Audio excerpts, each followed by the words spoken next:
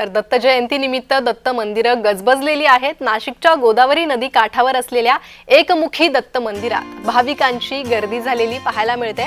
सकाळपासूनच भाविकांच्या रांगा लागलेल्या आहेत। दत्त जयंती निमित्तानं मंदिराला आकर्षक फुलांची सजावट करण्यात आली आहे। गोदा घाटावरील हे मंदिर, एकमुखी दत्ताचं हे मंदिर, सुंदर अशी सजावट करण्यात आली आहे।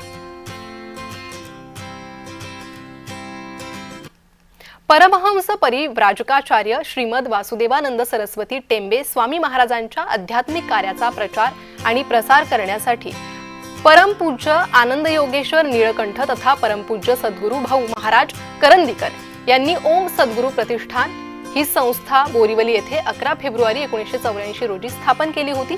परमपूज्य नाना महाराज तराणेकर यांच्या आशीर्वादाने आणि त्यांच्या उपस्थितीत श्री स्वामींच्या पादुकांची स्थापना करण्यात आली आणि त्यानंतर काही वर्षातच मोगलवाडी खोपोली येथे स्वामींच्या पंचधातूंच्या मूर्तीची प्रतिष्ठापना करण्यात आली।